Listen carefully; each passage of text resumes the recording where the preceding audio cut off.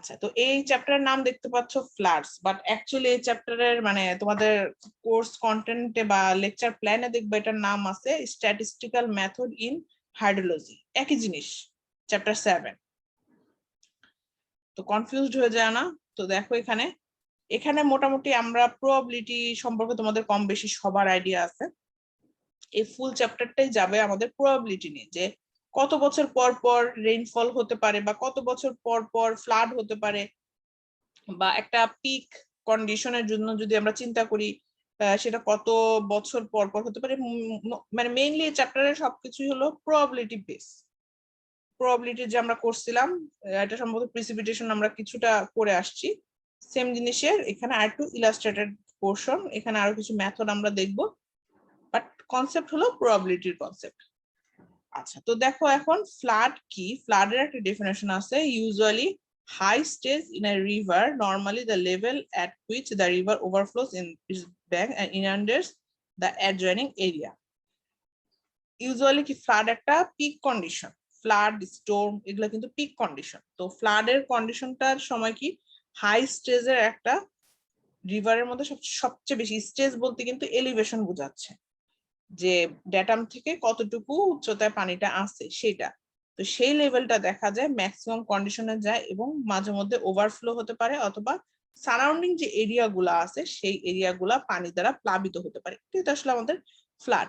তো ফ্লাড হলে যেমন ফ্লাডের কি কি টাইপস এর লস হতে পারে, লাইফ, প্রপার্টি, ইকোনমিক লস, তারপরে ইকোনমিক অ্যাক্টিভিটিস, এরকম বিভিন্ন ফ্লাডের কিন্তু মানে ক্ষয়ক্ষতি হয়। তো শুধু এইটাই যে মানে ক্ষয়ক্ষতির কারণ এটাও না, এছাড়া আরো কিছু প্যারামিটার আছে, যেমন ফ্লাড কন্ট্রোল, ফ্লাড ফোরকাস্টিং। খালি আমরা কথা বলতেছি ফ্লাড কখন হবে কি হবে সেটা নিয়ে না, আমাদের ফ্লাডটা প্রেডিক্ট করতেও জানতে হবে। কারণ ওয়েদার ফোরকাস্টিং আমরা কিন্তু বলতে পারি যে হ্যাঁ এত বছর, যেমন 98 একটা বন্যা, মানে অনেক বড় একটা বন্যা হয়েছিল, আবার 88 বন্যা হয়েছিল, আমরা কিন্তু প্রেডিক্ট করছিলাম যে 8-এ একটা বন্যা হওয়ার চান্স আছে ওরকম, বাট খুব মেজর হয়নি, মাইনর হয়েছে। এটা কিন্তু একটা প্রেডিকশন করা যায়। কিভাবে করা যায়? এগুলার আমাদের বিভিন্ন সফটওয়্যার আছে, বিভিন্ন সফটওয়্যারে যদি আমরা রান করি তখন এই ধরো যে 5 বছর 10 বছরের ডাটা নিয়ে আমি তোমাদের আগেই বলছি যে ওয়াটারের ম্যাক্সিমাম কাজ করা হয়। তোমরা যেমন অটোক্যাড, ইটেবস এরকম যেমন স্ট্রাকচারের সফটওয়্যার অল্প কিছু ডাটা নিয়ে কাজ করা যায়, বাট ওয়াটারের ক্ষেত্রে তোমার এত অল্প ডাটা নিয়ে কাজ করা যায় না। 5 বছর 10 বছরের ডাটা, প্রায় প্রতিদিনের ডাটা নিয়ে কাজ করে তারপরে এটাকে সফটওয়্যারে রান দিয়ে দেন আমরা একটা প্রেডিকশন করতে পারি, বা একটা গ্রাফ আমাদের দেয় যে হ্যাঁ এই গ্রাফটা থেকে আমরা মোটামুটি বলতে পারি। যেরকম তোমরা ক্যালিব্রেশন গ্রাফ করো, কারণ ওই ক্যালিব্রেশন গ্রাফটা কেন করি, যে প্রেডিক্ট করতে পারবো আমরা যে হ্যাঁ যে কোনো একটা যদি ডাটা জানি আমরা আরেকটা ডাটা বের করতে পারবো। সেম জিনিস এখানে, যদি আমরা ফ্লাডটা কবে হবে সেটা যদি জানতে না পারি বা একটা অ্যাপ্রক্সিমেট ধারণা যদি না পাই তাহলে কিন্তু সেটা কন্ট্রোলও করতে পারবো না। কারণ একটা জিনিস সম্পর্কে টোটালি আননোন থাকলে সেই জিনিসটা কিন্তু প্রোডাকশনের কোনো ওয়ে থাকে না। যেমন এই যে বন্যাগুলা হয়, বিপদ সংকেত বা পূর্বাভাস পাওয়ার সাথে সাথেই কিন্তু মানুষজনকে সবাই নিরাপদ স্থানে নেওয়া হয়, তারপরে খাবার দাবার প্রোভাইড করা হয়, মানে একটা তারপর তাদের ঘর বাড়ি, জরুরি জিনিসপত্র সেগুলো সব নিরাপদ দূরত্বে নেওয়া হয়। এই জিনিসগুলো কিভাবে করতে পারে? এই জিনিসগুলো করতে পারে যখন আমরা আগে থেকে জানতে পারি হ্যাঁ ওই সময়টা এরকম একটা ফ্লাডের চান্স আছে, বা একটা স্টর্মের চান্স, বা একটা ন্যাচারাল ক্যালামিটিসের চান্স আছে। তো এই জিনিসগুলো আমাদের সুবিধা হয় যে আমরা যাতে এই ক্ষয়ক্ষতির পরিমাণটাকে কিছুটা কমায় আনতে পারি। সেটার জন্য আসলে এই প্রেডিকশনটা মেইনলি এই চ্যাপ্টারটা এটার এই কনসেপ্টটার উপরেই ভিত্তি করা হয়। এবং দেখো এখানে আমি যেটা বললাম সে কথাগুলো এখানে বলা আছে। এছাড়া design of bridge, culvert, waterways, spillways for dams, estimation of scours at hydraulics are some example of flood peak values are required. এই রিজন গুলার জন্য, যে কি জন্য ফ্লাডের ভ্যালুগুলো জানা, ফ্লাড পিকের ভ্যালুটা জানা দরকার, সেটা যে একটা ব্রিজ করব বা একটা কালভার্ট করব, যেটাই করি না কেন, ওয়াটার রিলেটেড কোন স্ট্রাকচার করব, সেখানে কিন্তু আমাদের জানতে হবে যে কতটুকু পানি ম্যাক্সিমাম উপরে উঠতে পারে, তাই না? কারণ তুমি একটা ব্রিজ করলা, নর্মাল যে এখন যে কন্ডিশন আছে সেই কন্ডিশন ধরে তুমি ডিজাইন করে ফেললা, তুমি ব্রিজটা কনস্ট্রাক্ট করে ফেললা, কিন্তু ফ্লাডের সময় সেম ওয়াটার লেভেল কিন্তু থাকবে না, ওয়াটার লেভেল কিন্তু বেড়ে যাবে। তো সেই সময় যদি তোমার ব্রিজ পুরা পানিতে ডুবে যায় তাহলে ওখান থেকে ফার্স্ট কথা কোনো যানবাহন চলাচল করতে পারবে না। সেকেন্ড কথা যেটা, এই ব্রিজটা বা কালভার্ট যেটাই কনস্ট্রাক্ট করি না কেন এটা কিন্তু কনক্রিট, সিমেন্ট, রড এগুলাতে তৈরি করা হবে। তো এগুলা কিন্তু পানির সংস্পর্শে যদি এত দিন যদি ডুবে থাকে সেই ক্ষেত্রে কিন্তু স্ট্রাকচার ড্যামেজ হবে, দেখা যাবে ব্রেক হয়ে যাচ্ছে, কলাপস করতেছে, অনেক প্রবলেম হতে পারে। তো এই জন্য আমাদের যে কোনো একটা স্ট্রাকচার, ওয়াটার রিলেটেড স্ট্রাকচার যদি আমরা করতে যাই অবশ্যই আমাদের আগে জানতে হবে যে ফ্লাডের পিকটা ম্যাক্সিমাম কত আসবে, দেন আমরা ডিজাইনটা করব।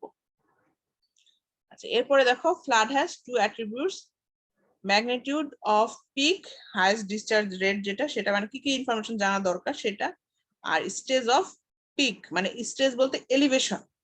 তোমাদের অনেক সময় স্টেজটা কি এটা ডেফিনেশনও আসে, স্টেজ কি এটা ডিরেক্ট ডেফিনেশন এখানে দেওয়া নাই, কিন্তু তোমরা এখান থেকে দেখতে পাচ্ছ elevation of the water surface at the peak flow, এটাকে বলা হচ্ছে stage of the peak flow. তারপরে ডিসচার্জ, পিক ডিসচার্জটা কেন জরুরি, একই কথা, spillway of dam and barrages, capacities of bridge waterways, এবং মানে যখন ডিসচার্জটা পানির এই ডিসচার্জটা বেশি বা কম এটা জানার জরুরি কেন, কারণ আমাদের এই জিনিসগুলো যখন কনস্ট্রাক্ট করতে হবে, স্পিলওয়ে, ড্যাম এগুলা কি করে, এটার কিন্তু কাজই বাঁধ, পানিটাকে রিটেইন করা।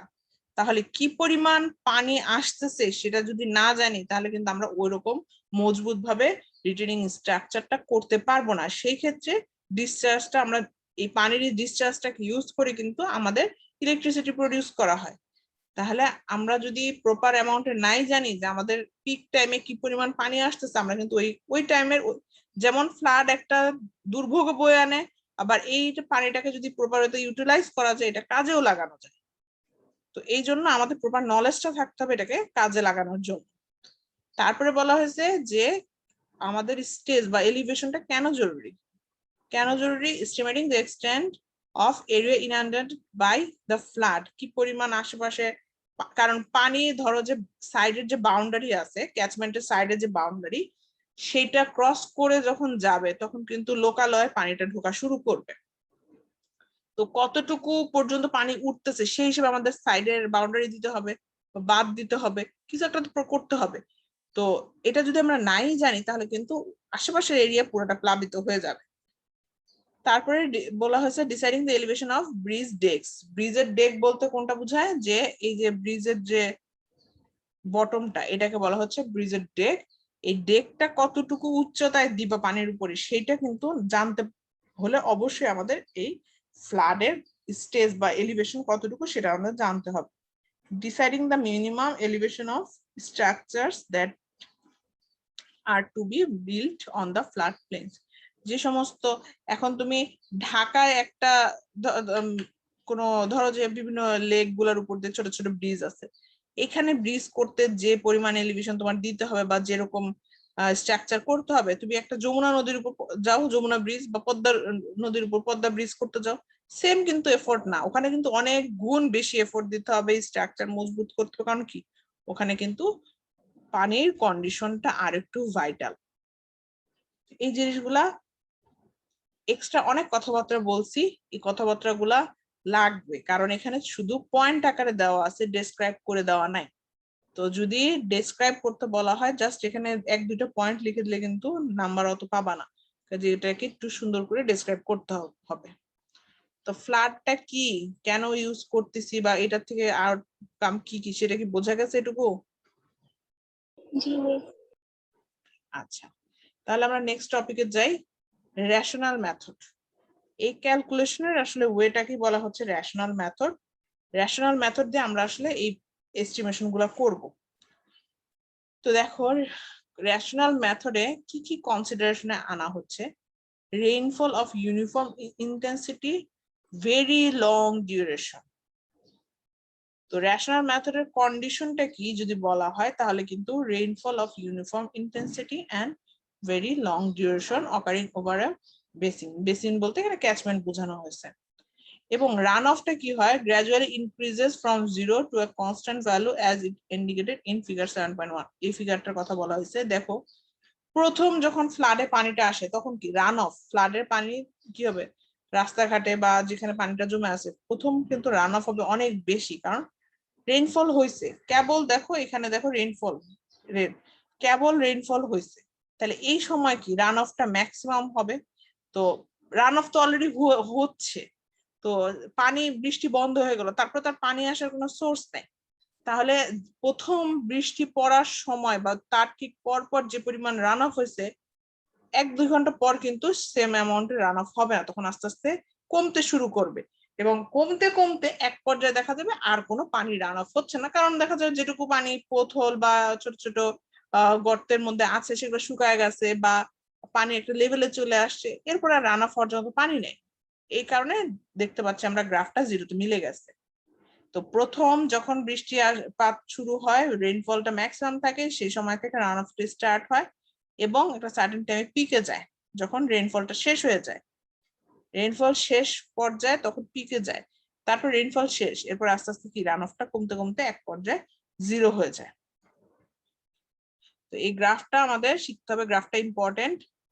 এবং এখান থেকে রেশনাল মেথডে একটা ডিসচার্জের একটা ইকুয়েশন দেওয়া হয়েছে, QP = CAI।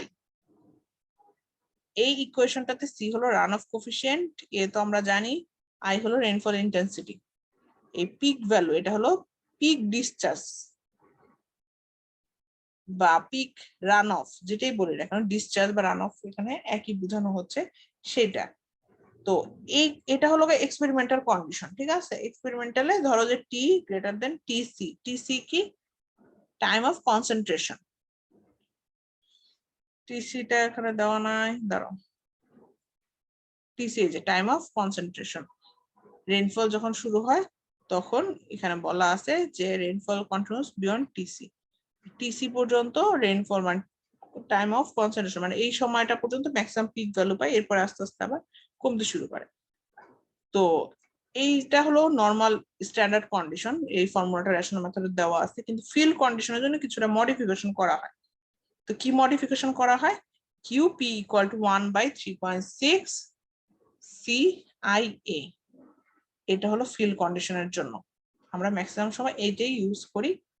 এটার ক্ষেত্রে মনে রাখতে হবে প্রত্যেকটার ইউনিট যেটা যা আছে হুবহু ওই ইউনিটে নিতে হবে তোমাদের। এরিয়া আছে কিলোমিটার স্কোয়ারে, তোমাদের যদি কোশ্চেনে মিটার দেওয়া থাকে অবশ্যই সেটাকে কিলোমিটার স্কোয়ারে কনভার্ট করবা। তোমরা এখন ভাবতে পারো যে এরিয়া কিলোমিটারে নিচ্ছি, কিউ কিভাবে মিটারে আসতেছে, অলরেডি এখানে কনভার্সন করা আছে, এখানে আর কোনো কনভার্সন তোমরা করতে যাবে না, যেটা যা ইউনিটে আছে, এরিয়া আছে কিলোমিটার স্কোয়ারে, এরিয়া মিটারে দেওয়া থাকলেও ভাইবো না যে কিউপি মিটারে পাবো, কাজেই এরিয়াকে কনভার্ট করতে হবে কিলোমিটার স্কোয়ারে, সেখান থেকে আমরা এই ইকুয়েশনটা ইউজ করে আমরা এখান থেকে বের করতে পারবো।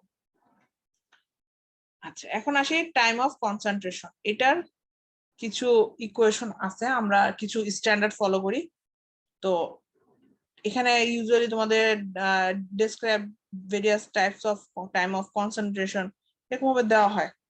তো ইউএস প্র্যাকটিস কিরপিচ ইকুয়েশন, ইউএস প্র্যাকটিসটা কি দেখো, ইউএস প্র্যাকটিস কন্ডিশন গুলো অবশ্যই মনে রাখবা, স্মল ড্রেনেজ বেসিন, অনেক সময় তোমাদের কন্ডিশনটা চাওয়া হয়, কন্ডিশন দিয়ে তোমাদের বা একটা সিনারিও দিয়ে তারপরে বলা হয় যে এটা কোন কন্ডিশনের জন্য, তো সেই ক্ষেত্রে তোমাদের স্মল ড্রেনেজ বেসিনের জন্য বুঝতে হবে যে ইউএস প্র্যাকটিস ইউজ করা হয়।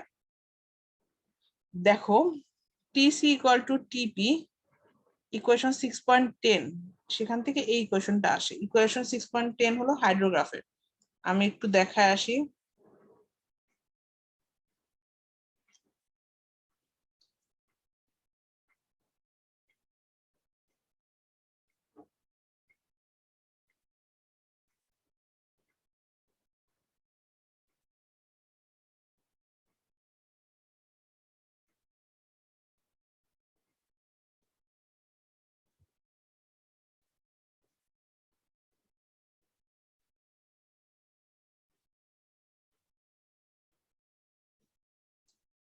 আচ্ছা, এই যে এই ইকুয়েশনটা তোমরা স্যার পড়াবেন, এটা তোমাদের এই ইকুয়েশনটা তোমরা এখান থেকে জাস্ট দেখবা, টিপি = CTL L L CA√S⁴ কোনটা কি দেখো, CTL আর N হলো বেসিন কনস্ট্যান্ট, তারপরে এখানে N এর ভ্যালুটা 0.38 আর 1.715, মাউন্টেনের জন্য প্রত্যেকটার জন্য আলাদা আলাদা কন্ডিশন বলাই আছে যে এন এর ভ্যালু 3.8, কিন্তু CL এর ভ্যালু 1.715 মাউন্টেন এরিয়ার জন্য, আর N এর ভ্যালু যখন 1.03 তখন ফুটহিল এরিয়ার জন্য 0.5। মানে এই কন্ডিশন গুলো তোমাদের মনে রাখতে হবে। তো এখান থেকে এই ফর্মুলাটা আর এই কন্ডিশনটা একটু দেখে নিও। তোমাদের এটা এই চ্যাপ্টার থেকে, ওখানে ডিটেলস লেখা নেই, এটা এই চ্যাপ্টার থেকে একটু দেখতে হবে। আচ্ছা, তো এখান থেকে এর চেয়ে বেশি কোনো ডেসক্রিপশন নেই, এটুকুই আছে description.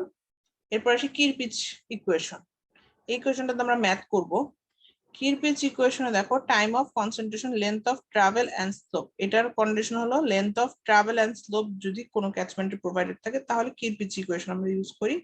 T is equal to 0.01947, L to the power 0.77, S to the power minus 0.385. TC already আমরা জানি, L হলো maximum length of travel of water, S slope of catchment, del H যে difference between elevation. তো TC এর K দিয়ে replace করছে এই ফুল পোর্শনটাকে, তাহলে K দিয়ে রিপ্লেস করলে root over K equal to root over L cube divided by del H. তো এখান থেকে এই ফর্মুলাগুলো মনে রাখতে হবে, এই ফর্মুলাগুলোতে ম্যাথ আসে, আমরা ম্যাথ করে করবো দেখবা। আচ্ছা, এরপর আসি রেইনফল ইন্টেন্সিটি।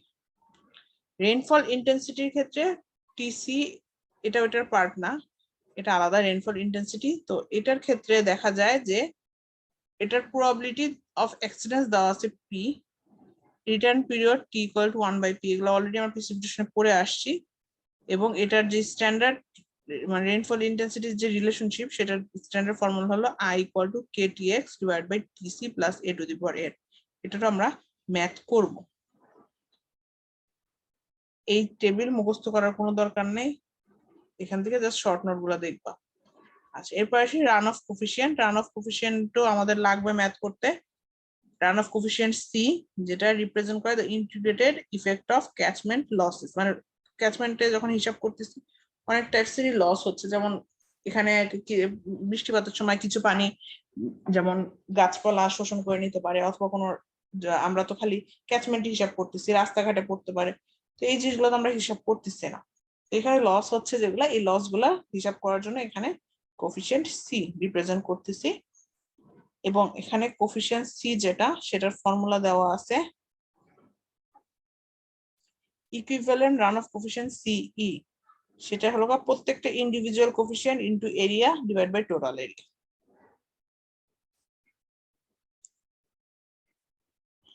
এরপরে যাই আমরা। আচ্ছা, 7.1 ম্যাথটা দেখো। 7.1 ম্যাথে বলা আছে একটা ক্যাচমেন্টের একটা এরিয়া দেওয়া আছে, স্লোপ দেওয়া আছে, ম্যাক্সিমাম লেন্থ অফ ট্রাভেল দেওয়া আছে। তাহলে বলো তো এখানে কি ইকুয়েশন ইউজ করবো আমরা? স্লোপ আছে, ম্যাক্সিমাম লেন্থ অফ ট্রাভেল দেওয়া আছে, কিরপিচের ইকুয়েশনটা আমরা ইউজ করব। আচ্ছা, তাহলে এখান থেকে এটুকু বুঝতে পারলাম। আর ডাইমেনশন গুলো দেওয়া আছে, ম্যাক্সিমাম ডেপথ অফ রেইনফল দেওয়া আছে with a return period 25 years, duration depth of rainfall আমাদের দেওয়া আছে, রান অফ কোফিশিয়েন্ট বলা আছে 0.3। এখন আসি কিরপিচের ইকুয়েশন।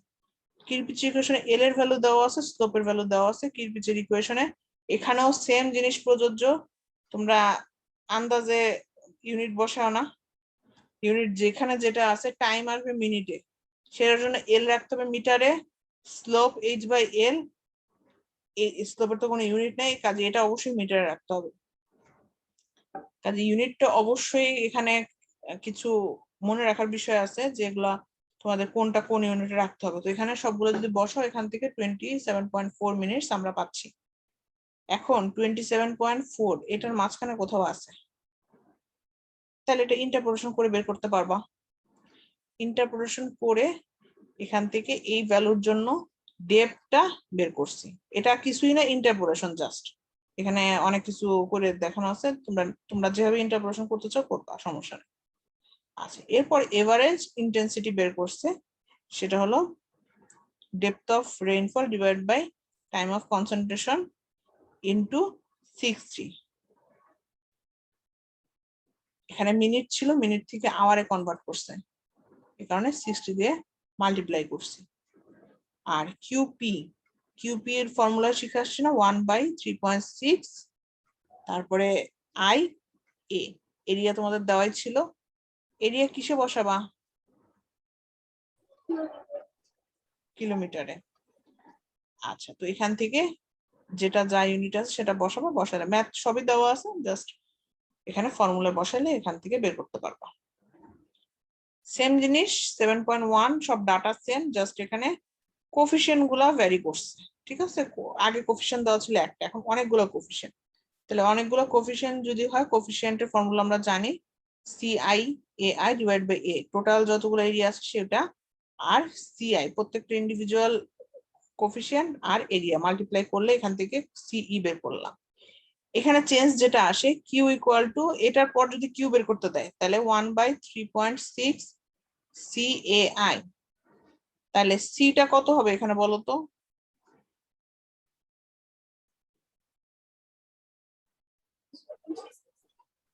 সি হবে সিই 0.36, আর এরিয়া হবে এ আই, আই তো আগেই বের করে আসছো, সেটা মানে জাস্ট চেঞ্জ হবে এখানে সি এর ভ্যালুটা, সি এর ভ্যালুটা একই, ওইটা ইউজ করলে হবে না।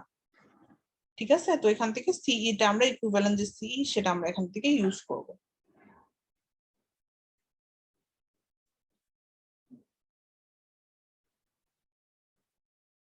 আচ্ছা, লাস্ট আমাদের 7.2 ম্যাথটা একটু দেখি।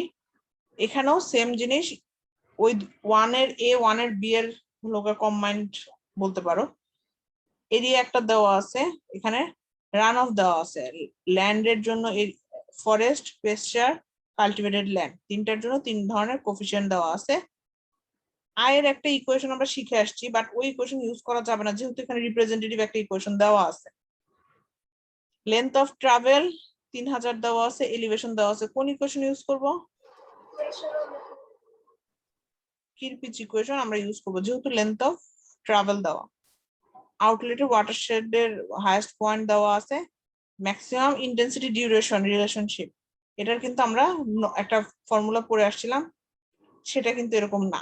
দেখায় আসি আমি তোমাদের, এই যে এটা কিন্তু পড়ে আসছিলাম, কিন্তু আমরা এটা এখানে ইউজ করতে পারবো না, কারণ যেহেতু আমাদের এখানে ইকুয়েশন গিভেন, কাজে আমাদের এই ইকুয়েশন ইউজ করতে হবে। আয়ের ভ্যালু, তারপরে ফার্স্টে বের করতে বলছে যে এখানে আয়ের ভ্যালু কি ইউনিটে আছে, এগুলো সব ইউনিট গুলো দেওয়া আছে, বলছে 25 ইয়ার পিক রান অফ ওয়াটারশেডে বের করতে। এখন দেখো যেহেতু কোফিশিয়েন্ট অনেকগুলো আছে, এরিয়া অনেকগুলো আছে, তার মানে রান অফ ইকুইভ্যালেন্ট কোফিশিয়েন্ট বের করতে হবে সিই, সিই বের করলাম। এরপর আসি কিরপিচ ইকুয়েশন। কিরপিচ ইকুয়েশন, এখন এখানে স্লোপ কি দেওয়া আছে? স্লোপ কিন্তু দেওয়া নাই, স্লোপ আমাদের কিরপিচ ইকুয়েশন স্লোপ লাগে, স্লোপ কিন্তু দেওয়া নাই, দেওয়া আছে এলিভেশন, ওয়াটারশেডের লেন্থ অফ ট্রাভেল দেওয়া আছে আর এলিভেশন ডিফারেন্স বিটুইন, তার মানে আমরা কে রিপ্লেসমেন্টে যে ইকুয়েশনটা সেটা আমাদের ইউজ করতে হবে। তাহলে K equal to √L divide by del H, এটা করলে আমরা K1 বের করতে পারবো, দেন কিরপিচ ইকুয়েশনে বসাতে পারবো, বসাইলে এখান থেকে টিসি পাচ্ছি 58.5 মিনিট, এটাকে আওয়ারে কনভার্ট করছি, মিনিটই আসবে যেহেতু মিটারে বসাইছি। তারপরে আমরা এটা আওয়ারে কনভার্ট করব। তারপরে আয়ের একটা ইকুয়েশন দেওয়া আছে, দেখো টি ডিভাইড বাই, এখানে টি আর ডি লাগবে, তাহলে টি ইকুয়াল টু, যেটা আমরা একটু আগে এখান থেকে টি দেওয়া আছে 25 ইয়ার, টিসি আমরা বের করে আসছি, টিসি ইকুয়াল টু ডি, ঠিক আছে, duration of rainfall in hours, যেটাকে আমরা টাইম অফ কনসেন্ট্রেশন বলি, টিসি ইকুয়াল টু ডি। তাহলে সবগুলো ভ্যালুই নোন, এখান থেকে ইকুয়েশনে বসাবো, বসালে এখান থেকে আয়ের ভ্যালুটা আমরা বের করতে পারবো। আয় বের হলে এরপর আমরা টোটাল এরিয়া আমাদের দেওয়া আছে 500, দেখো যদি এরিয়া নাও দেওয়া থাকতো আমরা এখান থেকে ক্যালকুলেট করে বের করতে পারতাম, 250 এখানে টোটাল 500, যদি এরিয়া দেওয়া না থাকে, শুধু যদি এই টেবিলটা দেওয়া থাকে, এখান থেকেও কিন্তু আমরা এরিয়াটা টোটাল বের করতে পারবো। তারপরে এখানে আলটিমেটলি আমাদের কিউপি এর ইকুয়েশন লাগবে, কিউপি ইকুয়াল টু 1/3.6 সিই আই এ, আই বের করে আসছি, সিই বের করে আসছি, এরিয়া এখান থেকে কিউপি বের করলাম। সেকেন্ড কেসে কি বলছে? সেকেন্ড কেসে বলছে 25 বছরের জন্য রান অফ, যদি এখানে কোফিশিয়েন্টটা আবার চেঞ্জ করছে যে forest cover has decrease 50 hectare.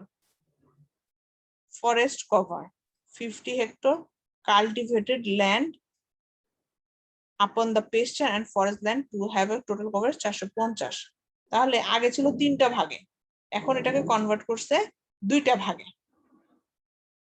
তাহলে দেখো এখন ফরেস্ট কভার 0.1, কাল্টিভেটেড ল্যান্ড 0.3, আমাদের এই দুটো ইউজ হচ্ছে। তো ফরেস্ট কভার বলছে এখন 50, কাল্টিভেটেড ল্যান্ড বলছে 450, টোটাল 500। তাহলে এখন এটা আমাদের এই ভ্যালুগুলো দিয়ে ইউজ করতে হবে। দেখো এখানে বলছে ফরেস্ট কভার 50 হেক্টর আর কাল্টিভেটেড ল্যান্ড 450 হেক্টর। এই দুইটার জন্য যে দুটো করসপন্ডিং কোফিশিয়েন্ট দেওয়া আছে সেই দুটো ইউজ করবো। এখন আর পেজ চার্টটা আমরা ইউজ করতে পারবো না। বাকি সব জিনিস সেম, সিইটা চেঞ্জ হবে এখন যেহেতু দুইটা কোফিশিয়েন্ট ইউজ হবে। তাহলে 0.1 আর 0.3, 50 আর 450 এটা দিয়ে সিই বের করব। আই চেঞ্জ হবে না আগেরটাই, এরিয়া টোটাল 500 হেক্টর, এখান থেকে কিউবিটা বের করবো। বোঝা গেছে এই পর্যন্ত?